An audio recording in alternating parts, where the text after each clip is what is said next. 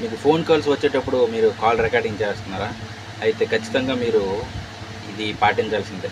ఖచ్చితంగా ఈ video skip చేయకుండా చూడండి. ఖచ్చితంగా చెప్తా.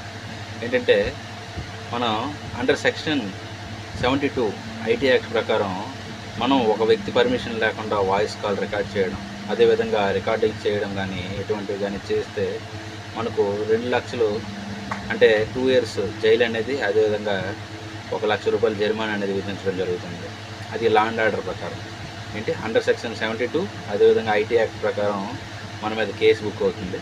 కానీ వీలైనంత వరకు లా అండ్ ఆర్డర్ ఏమని చెప్తుందంటే, మీకు అవసరం అనిపిస్తేనే, ఒక ఎవిడెన్స్గా పరిగణిస్తాము అని అనిపిస్తేనే అలాంటివి రికార్డ్ చేయండి. అలాగని ఏది పడితే అది రికార్డింగ్ చేసి ఎవరు పడితే వాళ్ళని పరువు మర్యాదలు కానీ వాళ్ళ డిగ్నిటీని కానీ దెబ్బతీస్తే ఖచ్చితంగా మీరే బుక్ అవుతారు.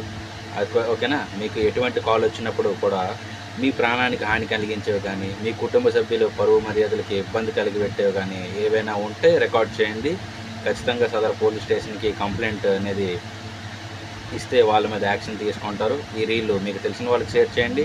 అదేవిధంగా మీకు ఉపయోగపడుతుంది అని అనిపిస్తే మా ఛానల్ని ఇప్పుడే సబ్స్క్రైబ్ చేయండి.